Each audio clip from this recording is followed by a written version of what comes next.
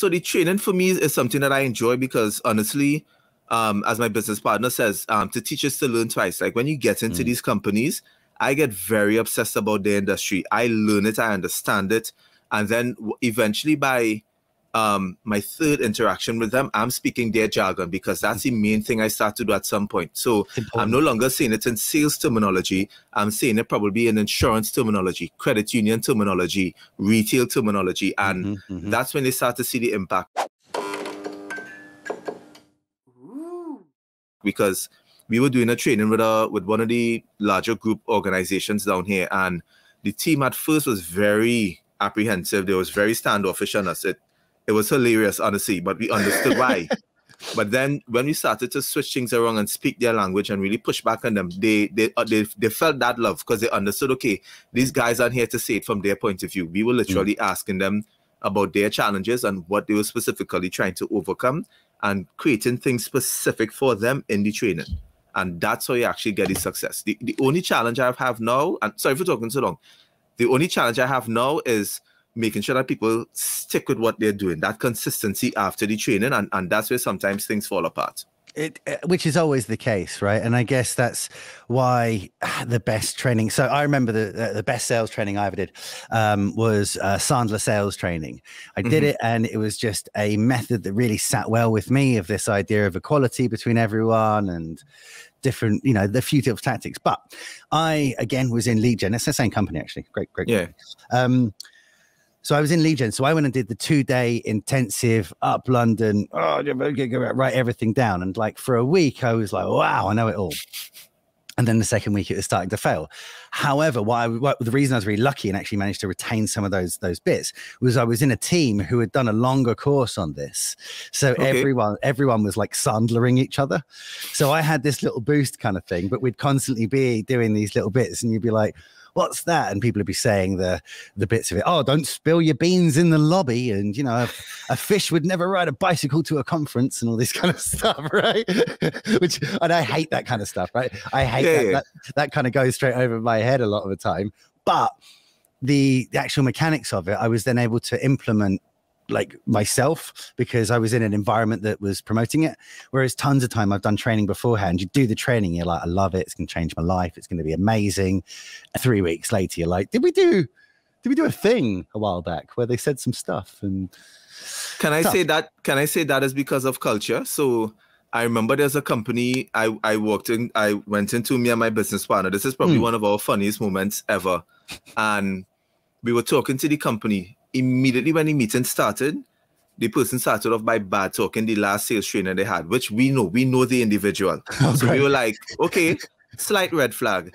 Then after speaking to them, we started to realize that it wasn't sales training that they needed. The organization was heavy on nepotism, and there were also some other leadership issues. Right. So just talking to them about sales ideas and a couple of things that they should do. And we were wrapping up the meeting, and the lady was like, guys, I love this. I can't wait to get a proposal from you all. And my business partner and I, in sync, not even looking at each other, said, oh, we're not sending you a proposal. And she's like, what? I was like, sales is not the issue. The leadership is. I was like, we would love to talk to the leadership first to find out their commitment to sales training before we submit a proposal. After that, the customer went silent on us, never responded to an email, never responded to a call. And we were like, yep, because it's not sales training. You're trying to check a box. We don't like check boxes. Because I have fundamental things that if companies don't agree to, as much I would love your money, it's not worth it in the long run. My reputation is on the line. And also, like, one of the great things about being an entrepreneur, running your own shop, is you get to work on the stuff you want to work on. I'm sure you could be fabulously wealthy, great. And if that's, the thing which drives you, brill, and, some wealth would be nice. I'm into that. But if I just focused on the things which just made us money, we could do it, but it'd be boring. We'd be doing lots of rinse and repeat stuff, and everyone would be like bored. I'd much prefer to do things that excite us, because we get better.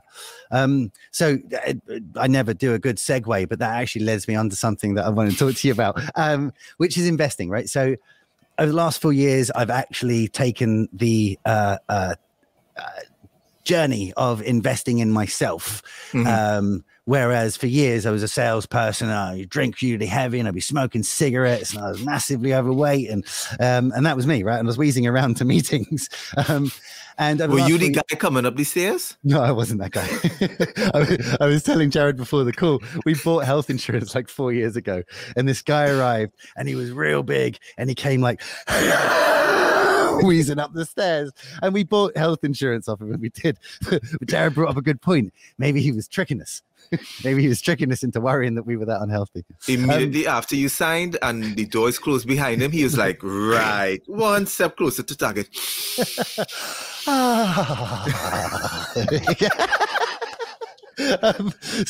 But mindset investment, I've found that I've become a better salesperson because of investing in myself a little bit. Life has become easier. I can work a little harder. That's not why I was investing in myself, but and I say investing in myself, I mean health, I mean fitness, and I mean like mindset, because a lot of my mindset was like, I will hit target.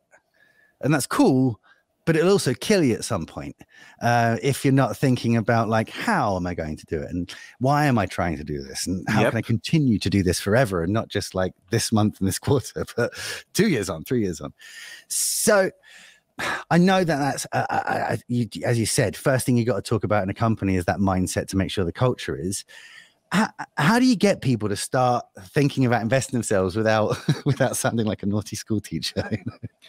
That is a hard thing. And let's put it into perspective. And let's just say for where you are with football, the top football players. So let's look at Messi, Cristiano Ronaldo. Let's look at the past greats. Let's hail out Dwight York, who was from Tobago, who was in Manchester United. Right. Why did they become top? Because they spend an insane amount of time in their development versus the regular athletes. And what people don't realize, and I was posting about this the other day, is that they look at personal development as a cost versus an investment. Because what they don't do is that they don't calculate how is this going to make me earn more money if this is the goal of what I want to do, because it is an investment. So, and let's put it this way. I remember reading from a report, LeBron James spends, I know it's not $1 million, I'm not sure if it's $1 million per month or $1 million a year alone on his health. That's not his training, his personal trainers, nothing. I heard in his home, he almost has it set up like a mini hospital. Like he has hyperbaric chambers, the full works, he has like those things set up because he makes almost $150 million a year in personal endorsements. So the ROI is there. So my thing is, if I'm a sales professional and I'm telling myself, I need to make more sales. If I had a virtual assistant or a personal assistant, yes, it might cost me, like, I know there's a $1 million roundtable insurance guy down here. He spends say £1,000 a month on his virtual assistant, but he says, Jarrod, I make £5,000 a month because of it. And he's an MDRT. But if you ask somebody who's just starting, they don't want to do it, but they don't understand it's an investment that is going to, and it's going to be compounded when you do it. That's what people don't realize. So if you do the investment now, doesn't matter what it is, and investments come in various forms. It could be your camera equipment. It could be, as they say, doing a self-help course. It could be numerous things, but it always pays back. Like, I never think twice when I have to buy something for myself that I know it's something I'm going to use, develop, and implement. No second thought. Yeah. Buy. That's it. I remember someone saying to me once, if I say I need £2,000 to, give me £2,000 to make a video. And you're like, no, I don't have £2,000. Cool. Maybe not quite as much of a problem on the one island, but if your boiler goes and you're in sunny England and you no longer have heat, and hey, it's £2,000 to fix my boiler. Instant, yep. I have that money. I didn't have the budget 30 minutes ago, but I do have that budget right now to fix that problem. Like, it's all about getting down to that. And I think great sales is that, right? It's about getting down to like why you need it. Like, but let me go back on the personal development point just to mention one thing. For anybody who's in sales now and you look back at your performance and you find it's flatline, like you are performing but you're not getting to that next level, it probably could be because you're not developing investing in your self-development. It honestly could be that reason. Because if you really want to get to, as I say, that successful level that you're really trying to achieve, Like, it honestly is developing in yourself. It's not gonna happen what you think is gonna fall in your lap.